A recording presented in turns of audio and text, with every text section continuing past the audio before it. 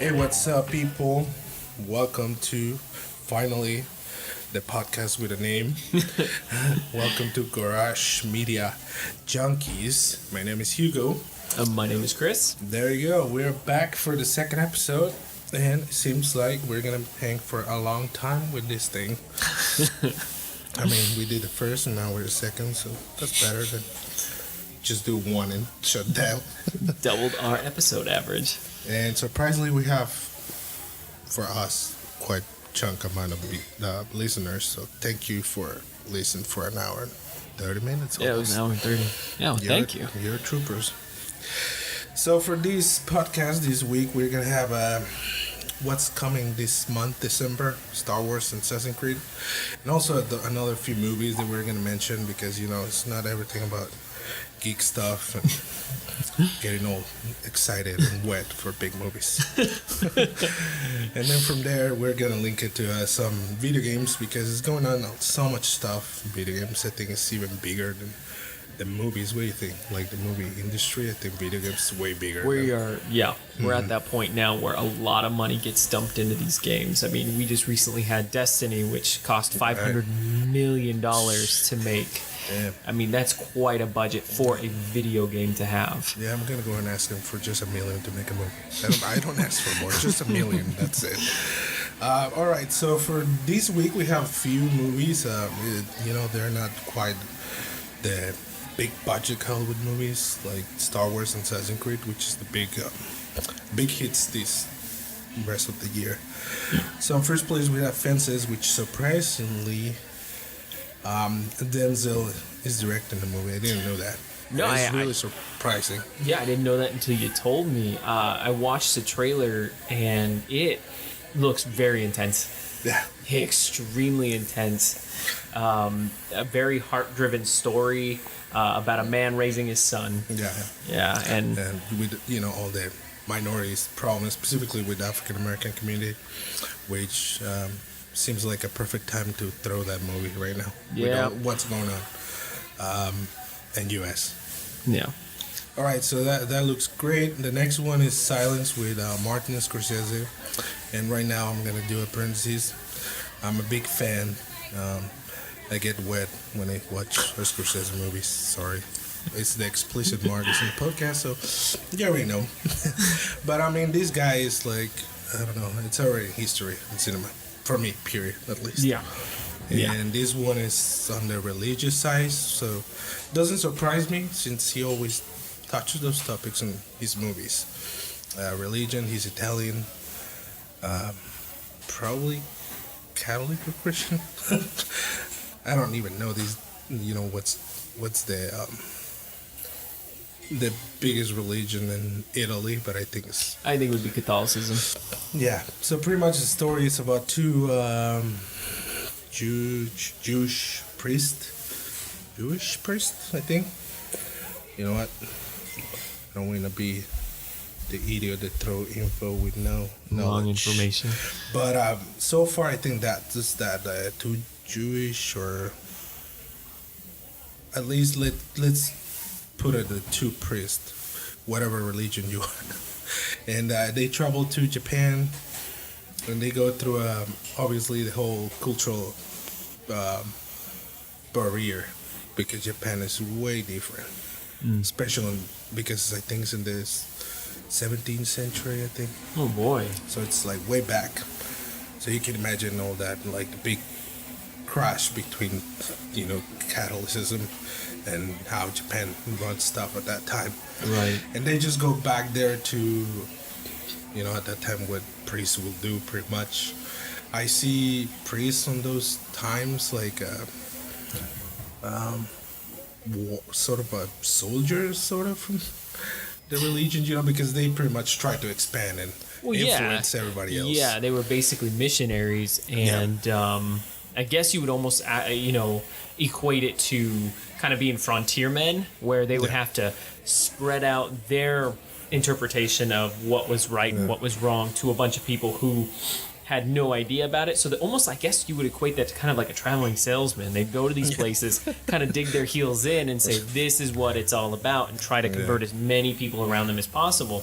So, if this is Scorsese, you know he's not going to half-ass any of this. Yeah. I love your analogy about the Saints, man. Because I feel like that every single time they knock the door or something like that. But yeah. So I find it, the synopsis is in the 17th century, two Jesuit, Chris is here to help me. All right, I have no excuse for not being able to read that. I think it's pronounced Jesuit. There priests you go. Face violence. That's what I tried to say, yeah. No problem. Face violence and persecution when they travel to Japan to locate their mentor and propagate Catholicism. Of course. Sales religion. The cast is pretty interesting. It has Liam Neeson there, Andrew Garfield. Who was Kylo Ren in Star Wars in Episode 7? I forget the name. Oh man, was it? It's Adam something or other. Yeah, Adam Driver. There you go. And also the other guy is Ciaran Hinds. Hopefully I'm pronouncing it right. So this one definitely caught my attention. It has a great cast, and the director, well, it's the best of the best you can ask for. Yeah. In our current time, yeah. Yeah.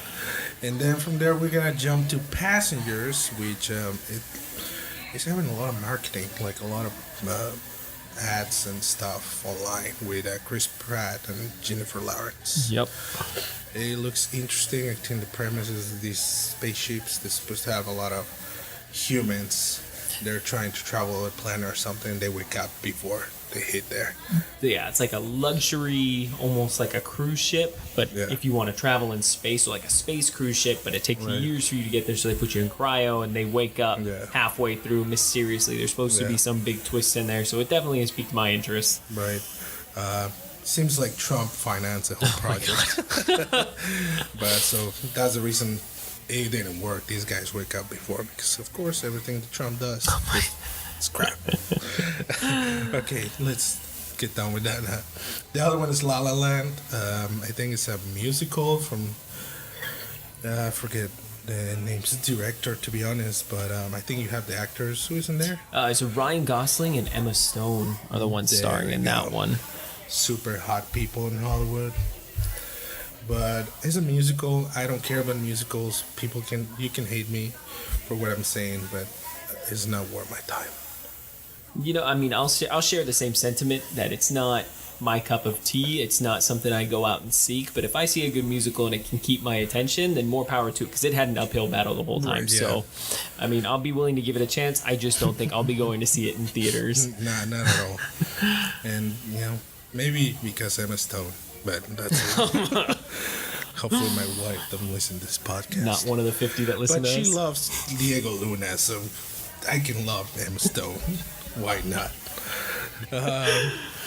If you're into the fun part or like the jokes and humor, we have Office Christmas Party, which honestly, I think I saw the trailer, but I don't know a lot of that movie, to be honest. It seems pretty self-explanatory. Everybody kind of comes together to throw a sweet once, like the greatest office party they've ever seen, and it gets out of control. Should be predictable. Should be a good little holiday laugh. Yeah, exactly. If you don't want nothing heavy or nothing too serious, then that's your movie for sure.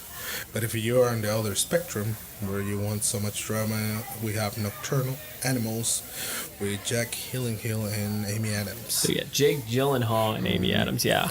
Seems like it's really intense, which I'm up for it, but yeah, it seems like really crazy, especially with Gyllenhaal.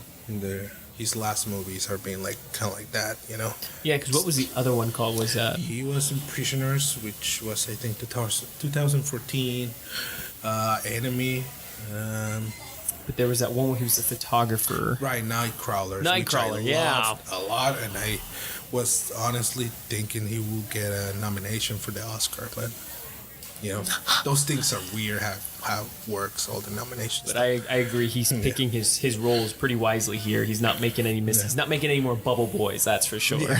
And especially because the first time I saw him was Donnie Darko, which I love that movie too. It's so weird. So that's your first impression of Jake Gyllenhaal. Mine was Bubble Boy, which was... it's totally different. It was...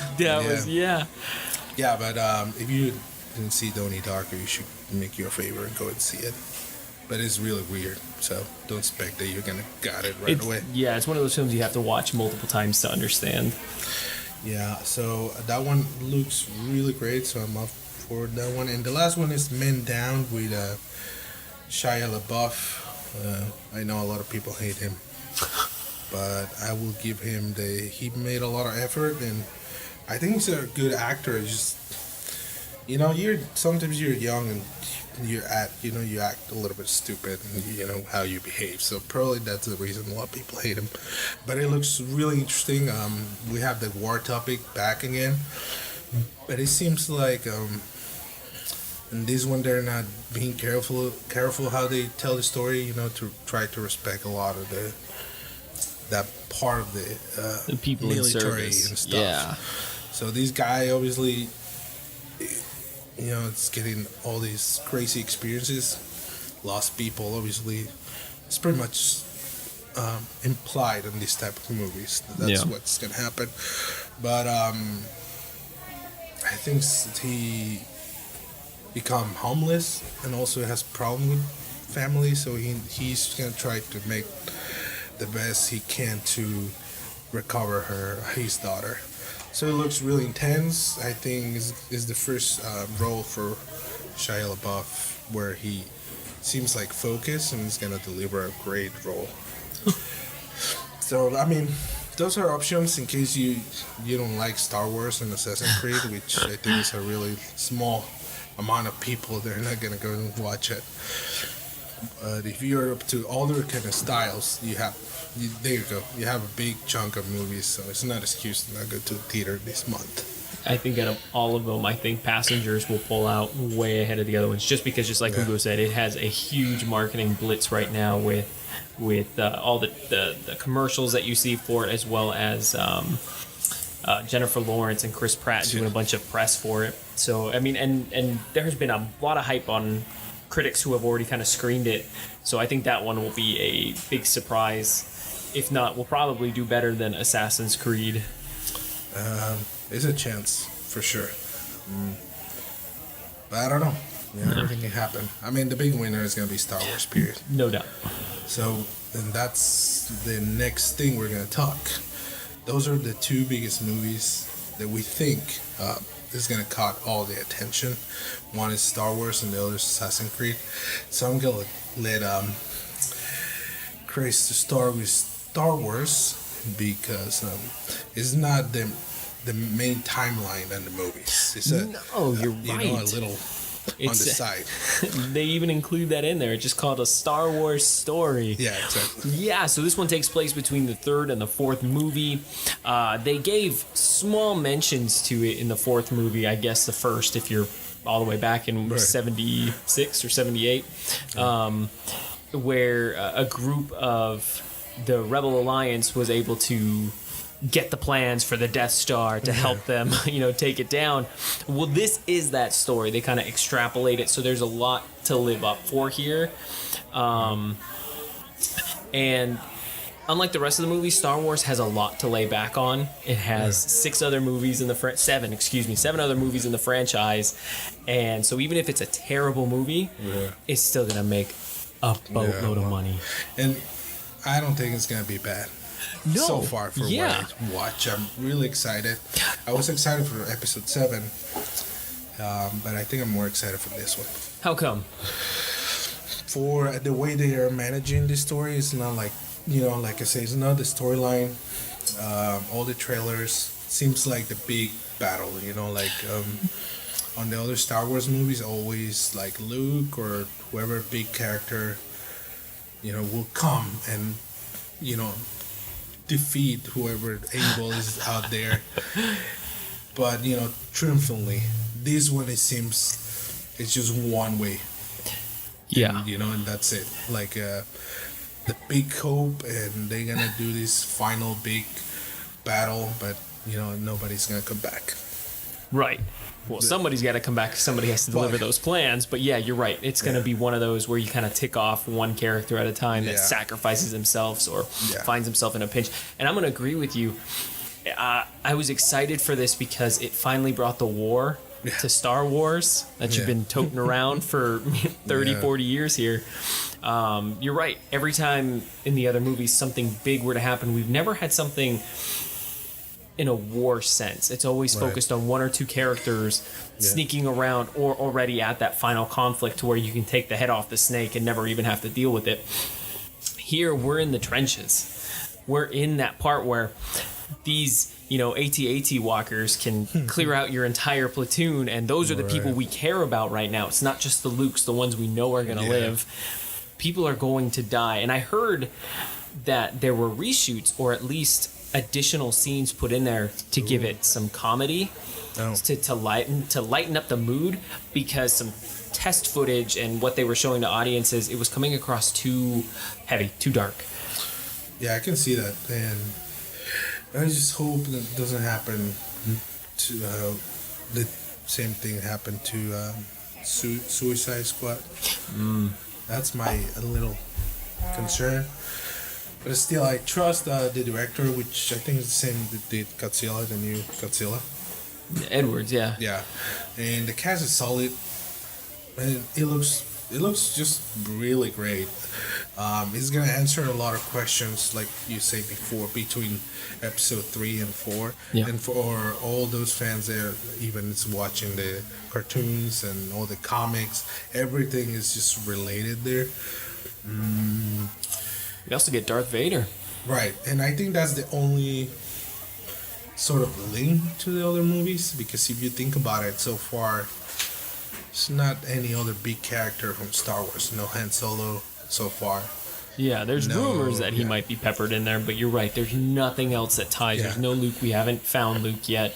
If anything, we might find a younger Leia, because she is still a princess True. at that point. Yeah. But we don't know how far along we're going to start on this.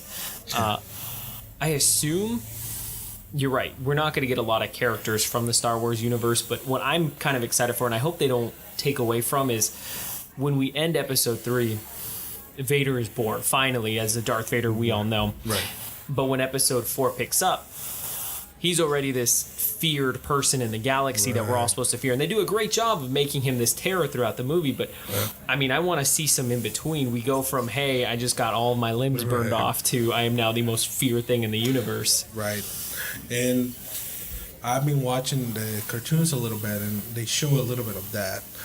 Didn't read the comics yet, but it seems like every single day I'm more interested, so maybe I'm gonna dig in the comics. But there's one line of comics that came apparently, and it's that's exactly what you're talking about, like that transition from the Darth Vader we know in episode 3 to what he eventually becomes, and it's so just that struggle, how he still knows, he's still battling that Anakin Skywalker side, Right. with people and some close people to him through the story that's not in the main movies.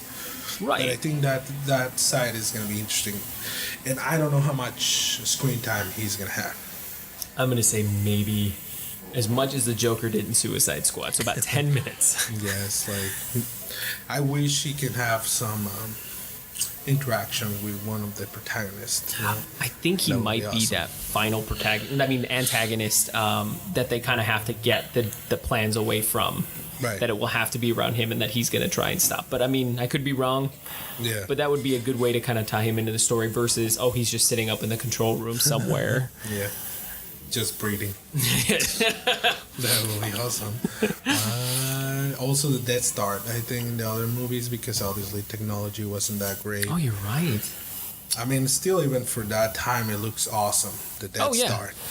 But so far, we didn't have any glimpse yet of the Death Star in the trailers. Just like the beam.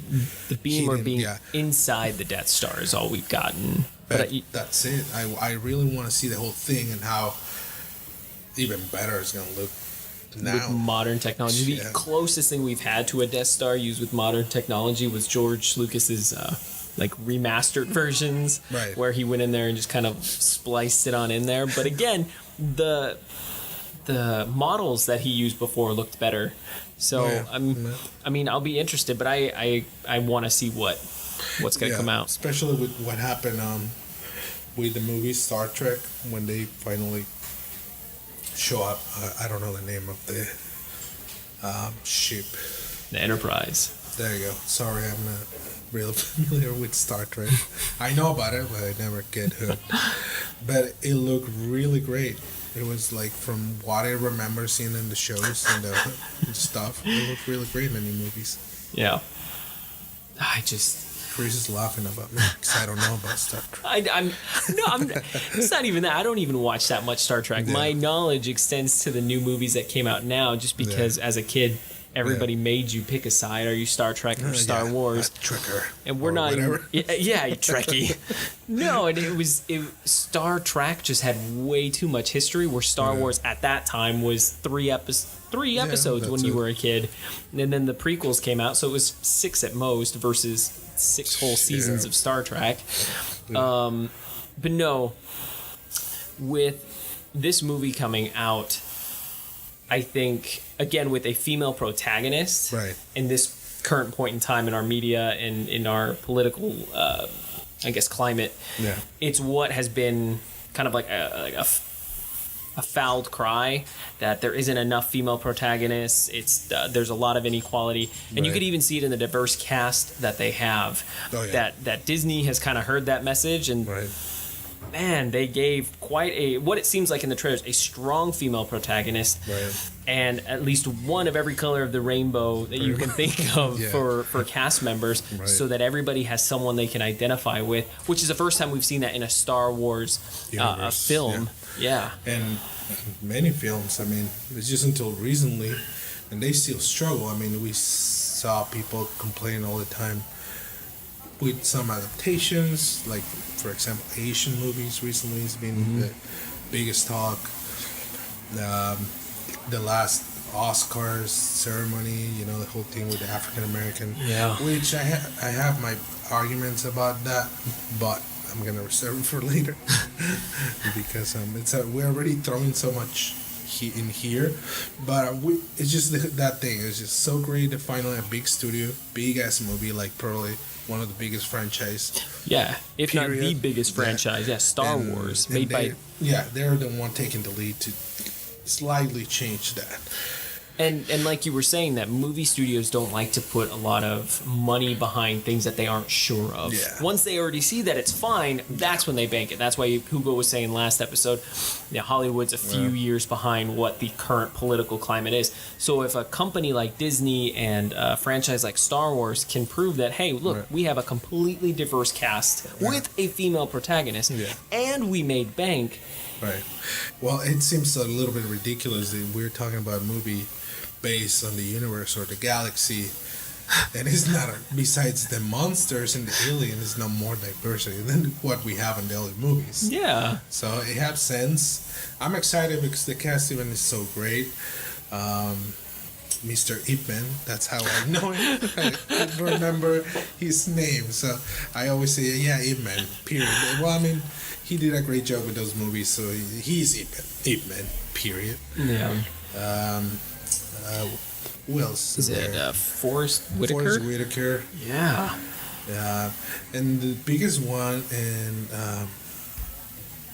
for me, because I'm gonna talk a little bit, so I put him in context. You're not gonna say Diego Luna, are you? Mr. Diego Luna. Oh my gosh. And the reason I mentioned that is because, for me, as somebody who was born in Mexico, and also I know, I study film and stuff, I know how daunting task is for, especially with all Latin America actors, probably not just Latin America, but outside of Hollywood, period, how hard for an actor is to reach that level. Like, I could never imagine that somebody like Diego Luna, which is not a bad actor, is not the best either. No, and he hasn't been in a lot. Yeah, he has his moments, but the fact that now he's as a co-lead in it, like we say, probably the biggest franchise in the world, I'm freaking excited just for that reason. And it's so great because with this movie now, a lot of people is gonna come. Like, if you have already your market, your section, well, open it. Like, we're at that point where instead of putting your typical actors open the spectrum, and you're gonna have even bigger market. But that was the reason probably Chris is laughing because my wife loved Diego Luna a lot, especially for that movie, Havana Nights or whatever. That movie was terrible. But anyhow, we're gonna come back to the topic Star Wars, and the other part is I don't know how much Disney. Because so far, from what I know, they're just 100% sure this is just a one standalone movie. And that's it. Nothing else is gonna happen. But I don't know if it's so much money involved. They will get tempted to like, oh, we were just joking. We're gonna have just thinking that. What happens if this blows up so big that they want to do a Rogue 2 or a Rogue One Part 2, or not even a Part 2, but just an expansion off of this character? Because if it's such a good female lead and there's such a big response from it, I mean, it's kind of a waste just to say it's a one-off character and that's it. We're never going back to them. I agree. I don't think Disney's going to pass that up. I think that they would conjure a different story to work this girl in. Gonna think it really thoroughly, at least that. But again, maybe it's a great idea for them just to leave it like that, one single movie, and become cold or become so big and just have that memory that great movie. But again, I wouldn't bother. It wouldn't bother me if this is a good story. If I go watch it and I enjoyed it and it's a great story, it wouldn't bother me if they decide to do a side movie or continue the movie somehow or some way. It wouldn't bother me at all because so far what I get from the trailers, I'm so excited. I'm really ready to watch the movie. But if it's gonna follow the cues that we think it's gonna follow down, meaning everyone's gonna die off one by one, I don't know how much of a sequel you'd have, unless they choose to work this character in, not retroactively, but to kind of put her into future installments of Star Wars coming down the line. So episode 8 or 9, that she just happened to show up, and much older, by the way. Right. It will be, It's 30 or 40 years, before. Pretty much around Luke age, sort of. Not even, even older. About maybe 10 years older than Luke. Yeah. Well, that's great. I'm ready to watch it. So far, everything all the news and trailers and everything that's lead to the big premiere. I'm just waiting to. I'm not gonna go to the premiere. For those listening, I have a problem with crowded theaters. That's a problem that I have. I get too mad to an absurd. It's just absurd the way I recognize that. So I have an issue. So I'm just gonna wait a few days and then go. Probably I'm gonna be away from Facebook and Twitter and all this stuff, so I don't get spoiled. But I guess that's the good thing about this movie is you can't really spoil it. You know what happens at the end, at least. See, it looks. You have an idea, a big idea what's gonna happen. Yeah. But still, I just want to go and chill. Like, I don't know, I'm one of those guys that goes Wednesday 12 to the movies. And I'm the happiest man. I'm the happiest man in the world. Yeah, people kind of forget how to go to the movies, and they can kind of ruin the whole experience for you by talking or putting their feet up by your head like you're not there. And that's kind of polite. I mean, that's, I've seen worse things, probably. But if you're going to the premiere, I think those people, they're really big fans. They're going to have a blast. Because I can imagine that whatever room in the theater full of really big enthusiasts of Star Wars fans, just the energy is going to be there. Oh, yeah, and that's the other thing. If you're the kind of person that loves Star Wars so much that you got to go the first night, you're also going with everybody else that loves to go the first night. So if you're dressing up, chances are there's a lot of other people dressing up just like you. It's becoming almost like a mini Comic-Con, those movies. In everybody's little theater, yeah. Yeah, so I hope everybody's excited, and that's one of the biggest one. The other one is Assassin's Creed, and in this case, I feel like Chris has more knowledge in video games. Yes. I love them, and then I stopped playing video games because life, Yeah, you became a dad. Yeah, be honest. Reason dad. So, but still, I mean, we're that generation that we grew up with video games. Yeah. From I still have the chance to play a little bit of the Atari. A little bit, and that's that thing. So,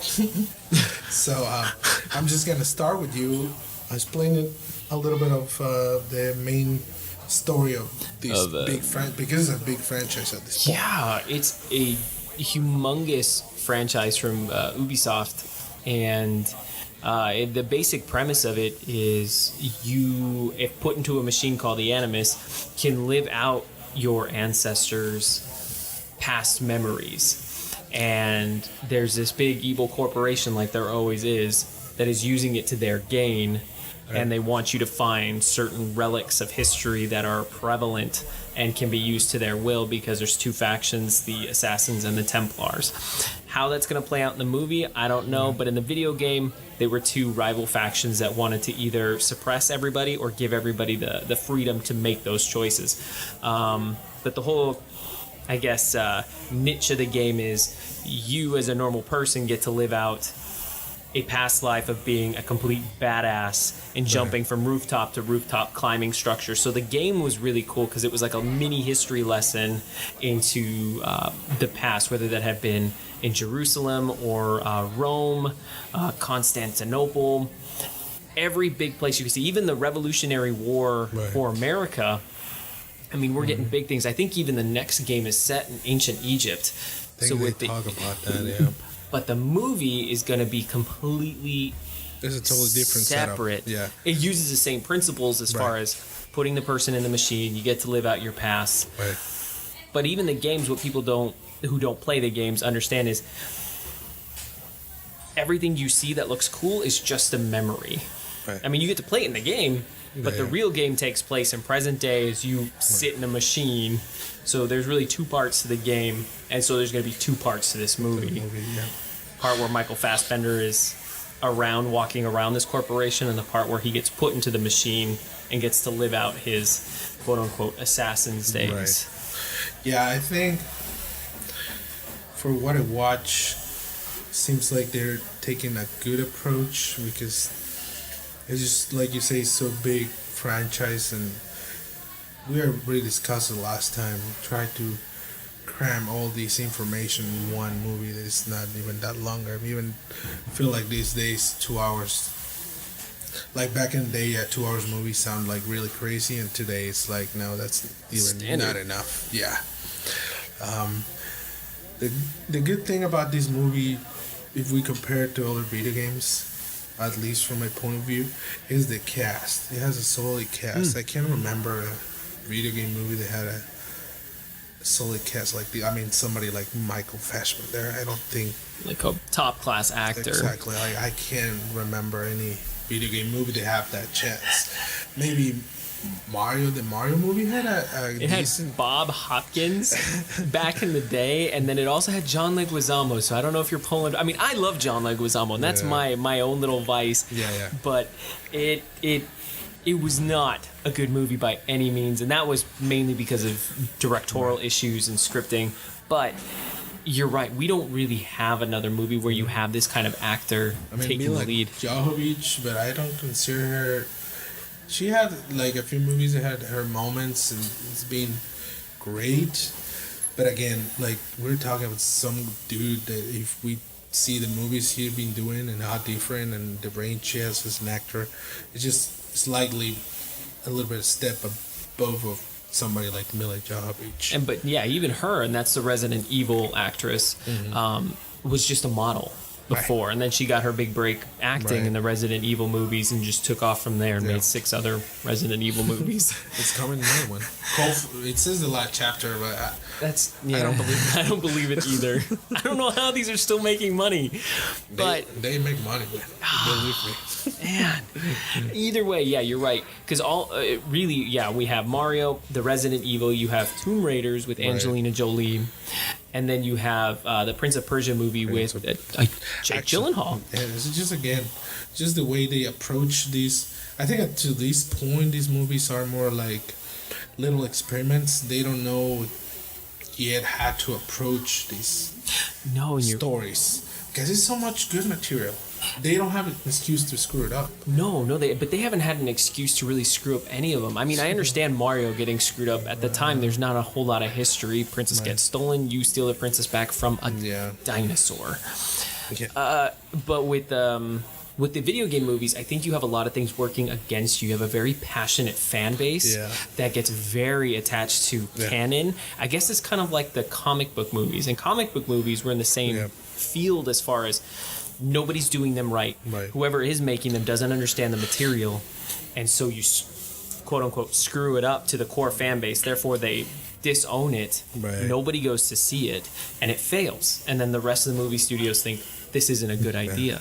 Marvel changed that on its head when it took its own properties in its hands, treated them the way it needed to be treated. And I believe Ubisoft is a partner in this. So they do have some sort of say-so. And I think they also, I mean, this is the first I think they're going to throw with, Ubisoft being real involved in the movie. And I think they've been putting a lot of money into it. And I think there are more coming. I need to research, but I'm pretty sure they have at least 2 more franchises they want to throw in there. Franchise or sequels? No, this one, I think if this one doesn't work, they still are gonna go with the sequel just to push it a little bit. But no, I mean different franchise like that they have. What they have, I mean, they have Watch Dogs. There you go. And then they also have like the Far Cries. But their main flagship is Assassin's Creed. I know they want to push their Raving Rabbits one as like a kids movie, but you're right. The main flagship is Assassin's Creed. Yeah. Well, I hear that the whole thing with how they got Michael Fassbender on board on this was, I think Michael Fassbender wants to act in another movie. What was the last Fassbender movie? X-Men, I think. Apocalypse. Right, and then that was the deal. I will do X-Men, but then you need to come back and do Assassin's Creed with us. Because it was a scheduled problem between those 2 movies, I think. So that was the deal when they did the whole contract. You will go and do your X-Men movie, but then you come back and put all your effort into Assassins. Your charm and your sexiness into Assassin's Creed. And Jennifer Lawrence ran into an issue like that because she was filming the First Class movie and the Hunger Games at the same time. Right. Yeah. And nobody knew how big she was going to blow up into. It's just like I mentioned that because the way they're saying it seems like Michael Fassbender wasn't really into Assassin's Creed, which I don't blame him, based on past movies. But, so this one is gonna be on a different setup, right? It's not even related to any of the big civilizations that the games play. No. This is Spain. Yep, it's in its own complete standalone story. It doesn't even touch what the games touch. The games, for the most part, followed Desmond Miles in the present day, and then would follow his ancestors from Altair all the way up to Connor. In number 3. So from all the video games movies you so far watch, which is the one that you say like, these dudes almost pull it off, but at the end they didn't? Like which movie has been the closest? The closest for you for video game movies, I would definitely say Prince of Persia has been right there at the top. I was surprised. I thought I was going to get a sequel for that because it did so well. I mean, it did really well in the movie theaters. I enjoyed it. Playing a few of the games, I thought it was a well done adaptation of the I guess gameplay and the story that it was telling. Right. What I wanted was more of the I guess time bending aspects that came with the movie and that came with the game. We only got 2 or 3 of them for plot purposes and less for I just died in battle, let me click the button again. And because we've all been there, but that's the closest that's ever come to me for a video game movie. What about you? Just really hard to I think the first Resident Evil movie. Really? The really first one, I think they managed to put really great, interesting aspects of the video game and the storylines. I mean, for just that first movie. I think then after that they just went crazy and like we just want money. And I mean, at least they are smart to not be too serious, like, oh yeah, this thing is the shit. Like, they acknowledge this is a fun movie. Yeah. And I call these kind of movies, they're the one to experiment with new technology. Because if you think about it, the Resident Evil, I think the number 4 was one of the few that start all the 3D thing, object out of the screen. Yeah. Or the slow-mo. Same thing with Fast and Furious, they experiment a lot with this equipment. And the badasses in Hollywood, like, all right, you already play. I'm gonna take all your knowledge, what you learned, and then I'm gonna do a masterpiece. Well, yeah, what worked, what didn't work. Yeah, but yeah, I think so far maybe Resident Evil, the first one, seems like had potential to do great things. But the thing is with that movie, it's like you say, I was really attached with Resident Evil because at that time I get a PlayStation, and it was when PlayStation was hot. And then that franchise came, and it was so freaking scary. Everybody was like, at least in my school, everybody was talking about Resident Evil. Like, dude, you already played that game. So the fact that they messed up the timeline because then the protagonists weren't there. Right, it was a new character that they create for these movies. For the movie, yeah, and that's what I mean by we have a very passionate fan base for these movies that you get one thing wrong, call one person by the wrong name. Yeah, that's it. The whole movie's done to them. Yeah, pretty much, and we see it with books and with, like you say, comics.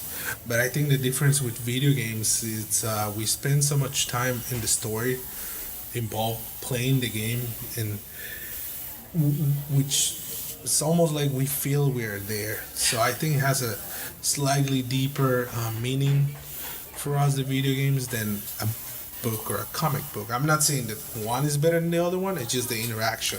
I completely agree. When people ask all the time, why do you play games? Because it's like reading a good book that you got to take a part in. I got to make the choice. Do I want to really take a stealthy approach, or do I want to go in guns blazing? I got to make that choice. The game didn't make that choice for me. I did. Therefore, all the things that happen as a result of that, I get to revel in. So I take real ownership out of that piece, out of that game. So just like Resident Evil and you, it holds a really special place in your heart. So when none of those characters showed up, like, what the heck? So I think coming back to the Assassin's Creed movie, last episode I say that Wonder Woman was a good time for DC to show a different face, because again they're trying to rush like crazy to cut up with Marvel. But I think they're dumb. They should take it slow.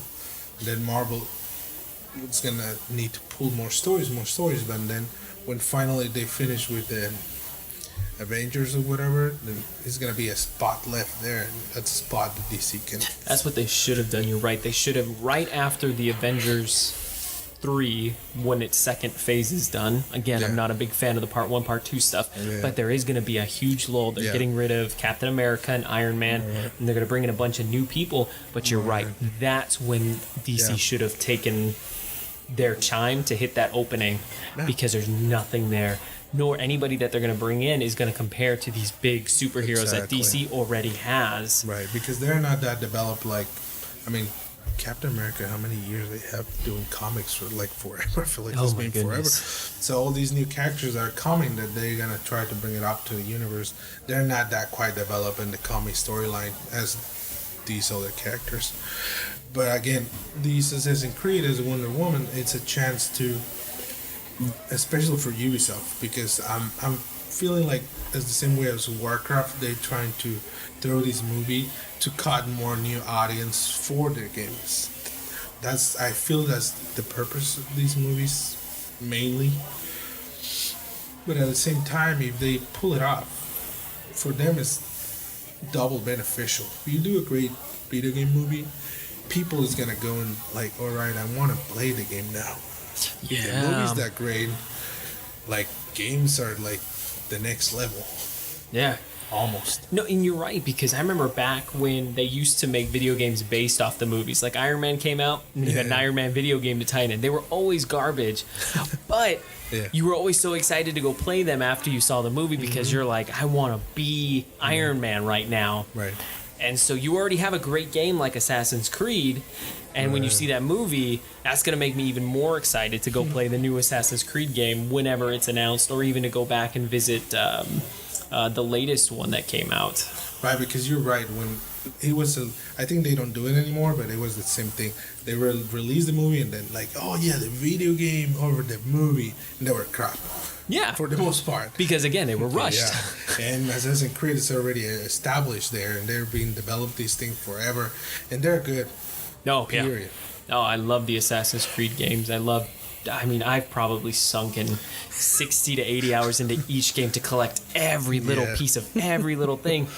My wife hates it because I have to get every little memory chunk. And if I fail, I got to do it over again because it challenges me that way. So, no, I'm completely in love with it. Except for number 4. You shouldn't have been called Black Flag. I'm going to say that right now. I'm going to anger all of my friends. Number 4 shouldn't have been called Black Flag. Should have been just either number 4 or it should have just been called Black Flag. You didn't need a number. All right. We all have different opinions, people. So suck it up. And the reason I was bringing up Assassin's Creed after Star Wars is because this last week was, I think, Game Awards. Yeah. And also the PlayStation presentation. And, now they're trying to bring this universe of the video games to movies. But I feel video games are already, like we talked, they're generating more money. They have more audience. They're really engaging for the gameplay, like you say. They're taking a big chunk of your life. It's so long. Like I was playing Fallout 4 and I couldn't finish. Like you say, I'm a father now. I have a little kid. I don't have the time for that shit. Just too long. Like something like Fallout 4. I don't know what. 70, 100 hours. The Witcher 3 is something like that too. It's so massive. And I think I have like 5 days in Fallout 4. Yeah, and just to let's say you're gonna go for a stupid mission and is this place, and you also want to check around, so the detail and the cities or the all the atmosphere around. You find a computer. There's like 6 different files on that computer that take 10 minutes to read. Yeah, exactly. But it tells a whole story about where you are. Mm-hmm. So the 2 trailers that caught my attention a lot was first Death Stranding, and I think for those that are listening to this podcast, they already know what's going on. Because it seems like Hideo Kojima, the creator of this one, and Metal Gear Solid, and whoever, has a big following on the video game scene. You ever hear about this guy before? Of course, yeah, I've heard about him. The last time I owned a PlayStation was PlayStation 2, and then I kind of switched over to the Xbox race. Yeah. But that doesn't mean you don't know who this man is. He's a legend with the Metal Gear Solid. Everybody respects him. I don't think he's made a terrible game yet. Yeah, I don't think so. He carries a lot of clout, but he's known for his detail. Right. And you can notice, I always feel, and somehow that at least the Metal Gear Solid, I was like, oh, that can be a really amazing movie. And I think the guy is really a fan of movies, so you can notice in the way he made his storytelling in the games. That's the whole point of this. With Death Stranding, the trailer is amazing. There's nothing yet confirmed. There's no gameplay. I think it's gonna come out in 2021, hopefully, because these days they delay games like crazy. By that time, it'll be on the PS5. Yeah, exactly, or maybe even 6 at this. Oh my gosh! But it caught my attention because now somebody like Guillermo del Toro, somebody like Norman Reedus and Mike Mickelson suddenly start feeling interested in this market. And that's sort of like the question that we have is like, is video games already at the point where it rivals movies on the storytelling side? I mean, I play video games, but I feel like at this point you're really a little bit more involved with that scene with the games. You have a little bit more knowledge, and since you're recently playing more and more, for you, you think it's already there, or they already, surpass movies? And here's where we run into a catch-22, so it's a problem. Yes, I do think we're there as far as entertainment factor and as far as, being invested into certain characters. But with video games, it's not a half an hour TV show. It is not even a 2.5 hour movie. Yeah. 2.5 hours gets you through the tutorial in any real big game. I mean, 2.5 hours, I barely had gotten out of any vault in Fallout, any of the games. Yeah. I'm going through every single room, looking at every single crate. So I think that's where the big problem is that, it can reach this huge audience, but it only reaches those hardcore people that want to be that invested. I mean, my wife loves video games, but she can't stand to look at the TV for more than 2 hours playing something like that, because it just she can't keep that level of enthusiasm. Where I mean, if left alone, I'd go 8 hours straight, 9 hours, and forget to feed myself. And that's the real big issue that we have, is we're there. Yeah. Storytelling wise, cinematically, even if it isn't graphically up to par, some of the most simplest art styles carry the biggest weight in gaming. So to have this all there, I think we just have a discrepancy with time management. Right. Yeah, and that's the big problem. Somebody, in my case, I work, I have a kid, I have family, and then, I have some free time, but then I need to think about it. Do I invest these 3 hours to play? Because really, if I commit to play, I'm going to play and that's it. Or I do these activities that actually has a more impact more directly my life than a video game. Right, and that's the other thing too, is that sometimes people say, reading a book is also good for you, but reading a book ultimately has the same outcome. Yeah. You're invested in a character, you're invested in a story, you read for 3 hours, you're not finished with the book. Right. You put your bookmark in and you put it down. Right. Same thing with the video game. You play for a certain amount of time, put your bookmark in, you save it, and you walk away from it. Ultimately, you didn't get anything done. Yeah. You didn't finish any errands. True. You didn't go and make sure all the laundry was done. All things that we need to do as human beings. It still smells fine for today. But with a video game, I mean, with that book, the book will end at some point. It's not, the encyclopedia with 22 volumes that you're reading. Whereas Fallout, like I was saying, I have 5 whole days, if not more, of playing that game in there. I mean, it clocks me. It's almost horrific. And Destiny, too. I don't even want to speak my amount of hours. But you play this, and you're there, and you're still not done. Yeah. And that's the big issue. I cannot... And even games that do have a quantifiable end that you call them rail shooters, where it's very linear. Right. You go from point A to point B. You can finish a story in maybe 4 hours. Right. Those games, even those, are a little tough for people to swallow, but people do. It's great. We're there. We just got to figure out how to make it more digestible for, I guess you would say, common consumers. But on the other side, then, I feel like that's the appealing of the video gamers out there. Yeah. That they can spend hours and see this amazing world. It is not like a movie that you have some glimpses here and there. You actually have the chance to explore that world the way you want it. Yeah. You go to whatever you want. I feel like almost I'm talking about Westworld. If you people didn't see Westworld yet, do you a favor and go and watch it. I gotta finish the last few episodes, but once I'm done, we're gonna have a whole podcast dedicated to Westworld. I love it. For sure, but again, see, like that's the thing. It's just, and even that show is the writer Jonathan Nolan. He admitted that he's been influenced so much and like a lot of those open world games for the same reason. It's just so amazing that you can be this alter ego, if you want to call it. Go around and do, if you want to go to the end of the world and whatever you want to do. It's just all these things that it's not possible yet. And that's what I mean when I say that people are more invested in a video game, because with those open-ended games, you make up your character. Right. Yeah, whether Hugo wants to play as a good character and I'm going to play as a bad one, we're still going to run into that same event where Hugo's going to save the damsel in distress. I'm going to kill everybody, but that has ramifications throughout the world that we both picked, which makes us love our character more. I'm more concerned about your choice of being the bad guy and I'm actually always the good guy.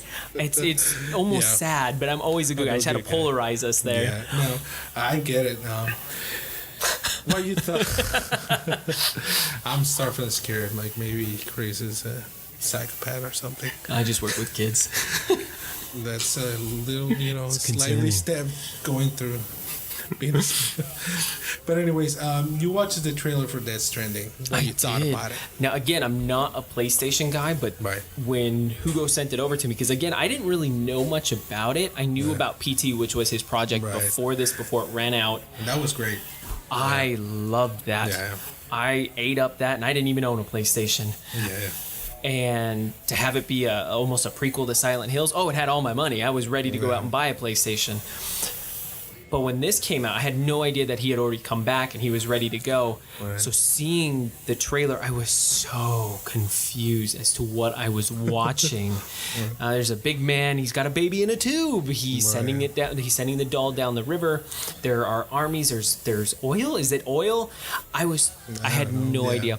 But in doing my research and kind of figuring it out, like we talked about, Kojima is all about the details. So looking at that one and then finding the previous trailer that came out before that with the Norman Reedus in there, where he was on the beach with all the washed up animals and he kind of held the baby. There is so much detail in all the poetry that was put on there, and just who those 5 things in the sky could be and what it all means. I even saw a clip where somebody synced the baby. Both videos where the baby disappeared from Norman Reedus' arms and appeared inside the little canister. And it kind of blows your mind how there's probably not one thing in that video that was just haphazardly thrown in there. Right. And if that's just the teaser, I can't imagine what this game is going to be about. I mean, I'm concerned with technical things like gameplay, how it's going to pull it out. Because we're seeing lately a lot of games that they don't live for their expectation, that they try to deliver, and it's fine. But just for the whole people involved in the project, somebody like Guillermo del Toro, which I think the guy is a genius, has amazing movies, come up to and make the jump from from movies to video games, and team up with this other guy that also is a genius in the video games.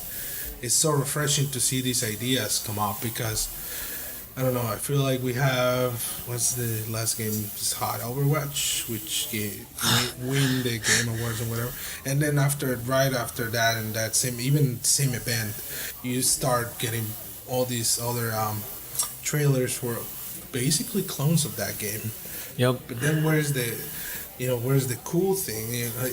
We talk about Hollywood, and for so many years I thought the video games were great, all these cool titles, and it's sort of happening the same with this is what is selling right now. Now we're gonna throw more games like that one.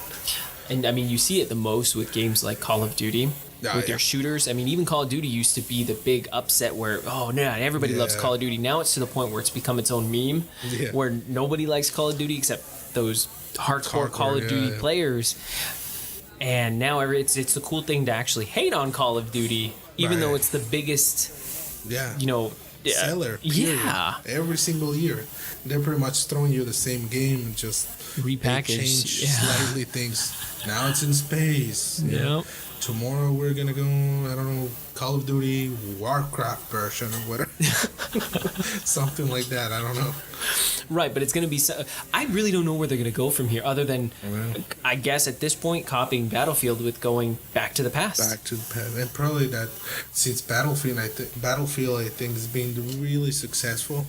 I saw trailers, I didn't play it yet, but I want to play that game. I have it. You got to come over. I have it. That's a good game.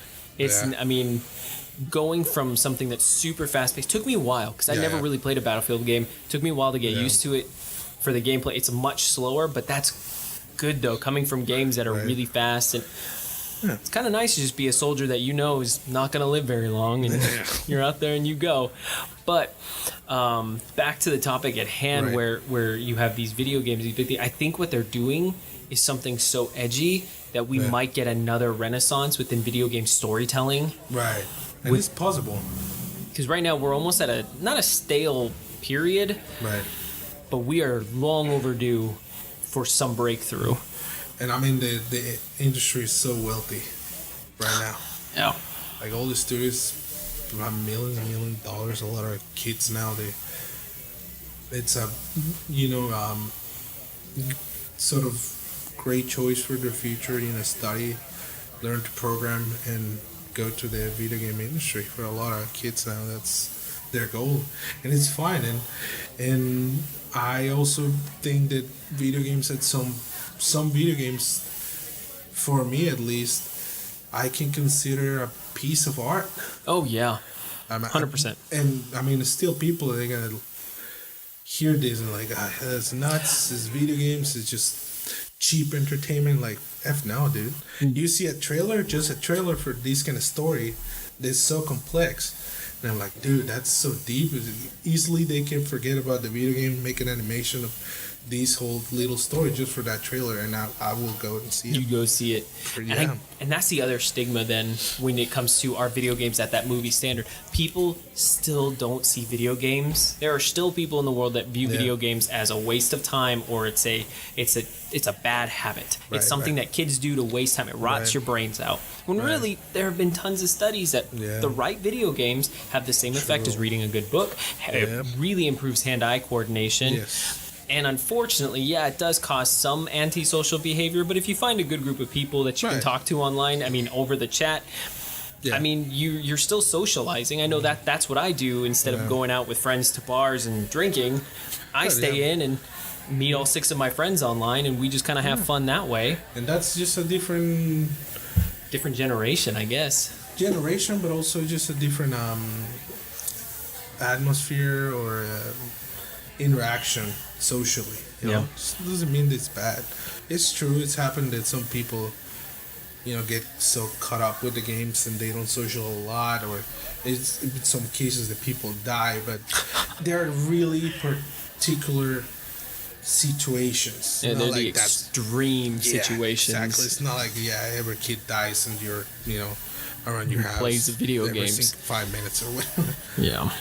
And but the other trailer that I saw, and I played this game, the first one, which was The Last of Us 2, I got real surprised because when I was referring to video games being pieces of art, that first game, The Last of Us, in so many ways, it blew my mind in so many ways, from the storytelling, the acting, the gameplay, the music. I know the producer who made all the music, and I saw behind the scenes. And if you think about it, all the effort they put just to produce music, you can think of how much they went through the whole game. It's just insane, and I'm excited about that they are actually doing part 2. It's a real engaging movie. If you think about being about zombies, which is one of the genres that right now it's overused so much. No. But did you have the chance to play the first game? No, but I've definitely seen the whole gameplay. I've watched people play it from start to finish. It's easy now on YouTube. Yeah. Again, I don't have a PlayStation, so I never got to experience it, but it caught my interest as an Xbox player, so instead of spending $300 or $400 on a PlayStation, I'm just going to watch. And I am sad to say that I never had a PlayStation to play it because it was that good. Story-wise, character development-wise, which I'm a huge proponent for. I hate when you're introduced to a character who's a certain way, and at the end of that story, they are still that way, and they're still a badass, and they still have all those guns. This was just from start to finish, exactly like watching a movie. Yeah. I mean, if you use the cutscenes, like even it was so great to see that first, 20 minutes, 30 minutes, when all these events happen. If you didn't play it, so sorry, I'm going to spoil it. It's already old enough. The daughter of one of the main characters died in a really tragic way. Yeah, it was just really tragic, and something that you don't do much often. One of the rules in movies and entertainment sometimes, it's like, don't kill the dog, don't kill kids. John Wick. That's yeah. There you go. That's the rule, and here it's like no. This is from that point you know how this game is gonna play. They're not gonna. They don't care about they're your not feelings. pulling. Yeah, they're not pulling any punches whatsoever. Exactly. And it's like that through the whole game. It's just you're feeling so depressed. You know, as long you go in the game. Yeah, it feels like a losing battle all the way through. Right. You know, and the whole point of it was to figure out this big mystery of why. And again, I feel bad. I don't want to spoil this all, but I think it's already 2 years old. you know, you want to figure out why this other girl it can't be infected. Right. And you want to take her to the safe place that can help her. Right. These people that promise that they can, and then only to find out that it's all just BS. Yeah. That was hard because that was literally the whole campaign. Usually a twist like that comes in 3/4 of the way and then you have your resolution. No, this was the climax. Yeah. And then you have to make that decision of, you know, she asks what happened, because she's not awake for any of the rampage that just happened as you saved her. But that ending of just having to lie to her and just be like, no, it just didn't work out. So sorry. So I am super excited to see how this second part plays. I really didn't think that they were going to push through with it. No, me neither. I thought it was just that one, and I think they throw a DLC with a little bit more story. Yeah. But so far it seems like that's it. It's just one chapter and that's it. So to have this second part, I'm almost certain they're going to touch on the fact that she's going to find out that he lied to her. Yeah.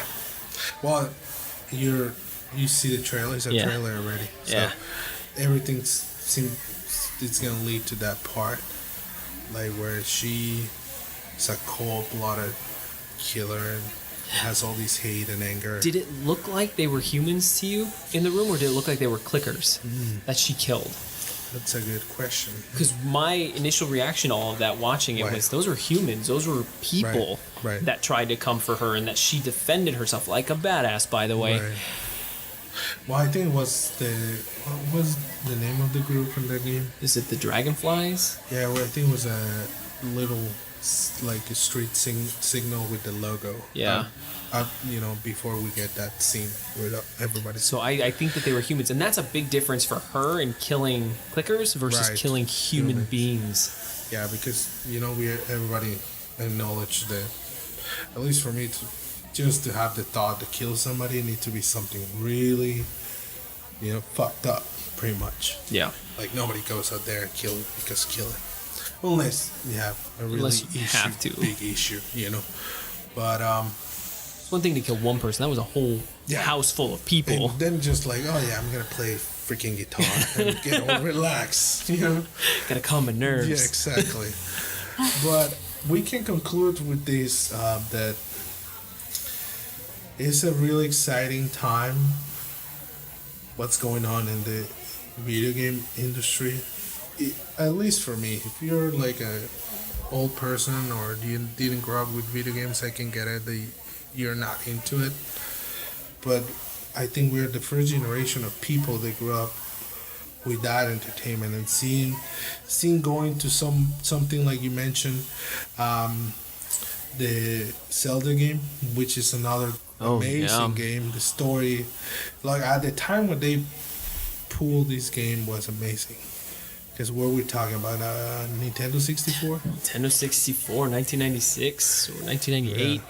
Yeah. It was the first time Zelda had been brought in a 3D realm. Right. The only other game Nintendo had done at that point 3D was Mario 64, but there wasn't a whole lot of story there. So when I think back to my first experience with a video game and having that whole story aspect brought about in a cinematic way, it was Ocarina of Time. You got to be young Link. You got to collect the 3 gems. You had this huge mission, but not only that, you had a huge area to explore. It was one of the first open world things that I got to really go. The castle, the sea. You got to go to Death Mountain. It was huge, and for what was I? 6th grade. That blew my mind. Yeah, I mean that was the next big jump on video games, and you know, again, the art, the music, the story. All the great even gameplay. It was really great mechanics. They really innovate with that game. Because again, 3D hadn't been explored, and if it had, it was horribly done. You couldn't. So many It was that again was the frontier of that era, with the Z targeting mechanic to help you locate things around you. Because back then we only had one analog stick. By the way, you couldn't look and move at the same time.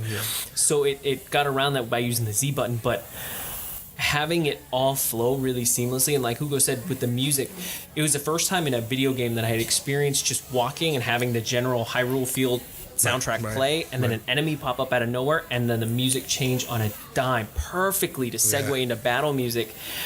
I was never broken from it at all. Almost like a movie. You have a character, you have a certain song, and then either you want to make a reaction through fear or happiness. It's just something subtle like that, like you say, like the change of the music.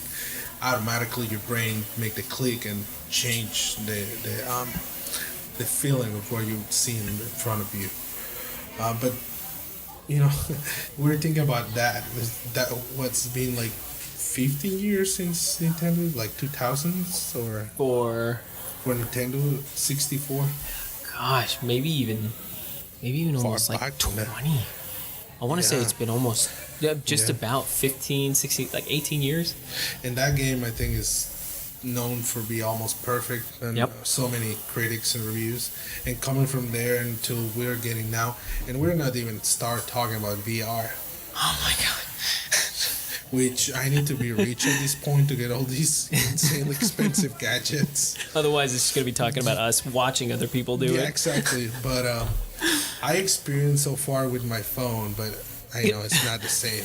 It's a good, start point. Yeah. But I can't imagine what's coming next, and I can see movies or like the movie industry trying to see that as an different option. Just imagine something like, movies in the theater, and you have your VR set to watch the movie, and like if you don't want to watch the gorgeous face of Ryan Gosling, you can turn around or something and watch other part of the whole movie, or I don't know. It just it's a new technology, and it's obviously direct to entertaining. Yeah, maybe it has a more application. I can see more applications for that kind of technology, but it's either it's gonna solidify next year, because now PlayStation has a, let's say, affordable system compared to the Oculus and the HTC, whatever the name is. Yeah, those are around $1,000. That's all money. So it's either it becomes something solidified and people is gonna jump on it, or it's gonna happen to the 3D whole buy. A few years ago, which it was, everybody was talking about 3D, and then boom, nobody cared because it was so expensive, so hard to. Super expensive. Only the biggest movies use it, and they don't even use it right half the time. Yep. Anyway, I saw some of the pictures of the humongous cameras just to do the 3D. It was insane, crazy setup, and it was this almost perfect calibration for the cameras to pull it off. So I can see why they just drop it. It's just too much of a hassle, and then you could just do it in post-production anyway. Yeah. And I think there are a few movies they can remember they pull it off real well. I think one of the movies was Hugo from Martin Scorsese. More Scorsese. Yeah. But it was all animated though, wasn't it? No. I mean, some parts he used green screen, but no, he built some setups and I guess you're getting confused with the other movie. No, I could have sworn that was like, I guess like what is that movie, Tintin? It was something like that where it was just mostly like 3D. No, this was live action with real actors. I see some behind the scenes, and it was so crazy. But that was one, maybe Avatar, but again, that one was whole animated. But yeah, most of them, except for the human parts. Right, but that was where we got that 3D technology, was from James Cameron making it. So of course his movie's gonna have it. And look how long it's taken him to make a second, third, fourth, and fifth one, as he so-called said. Oh, 5. Yeah, we're having 5. So you need to hurry up. He made that first one, what, in 2008, 2009? Yeah. We're coming up on 10 years here. Yeah. That iron is long cold. Yeah, I guess too much money on that train. But he's still going strong. They are filming away. Well, he has the money to probably finance the whole thing by himself if he wants to. I'm pretty sure he's almost doing that. All right, so just to conclude, we can agree, Chris and I think, so far what we've been talking, that it's an exciting time. Video games are already in there, and probably as an industry, it's even bigger than ever before. Yeah. So I'm just excited to these kind of games to coming.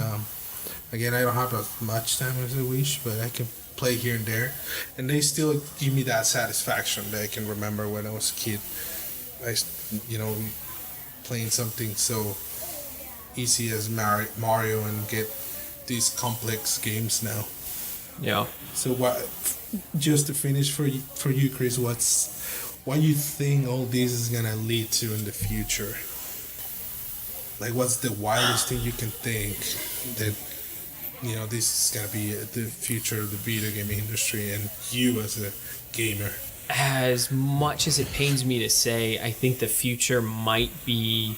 Now, hear me out. It's not going to be the Nintendo Switch, but it's going to be something like it where I can play my console game on my big screen TV, and then when I do have to go, I can just move it off of its stand and take it with me on the go and just keep playing as I go and just save, especially if it's not a multiplayer game where I need that online connection. Say it's like Fallout 4. My game is contained right there. I need no internet connectivity to make that thing run.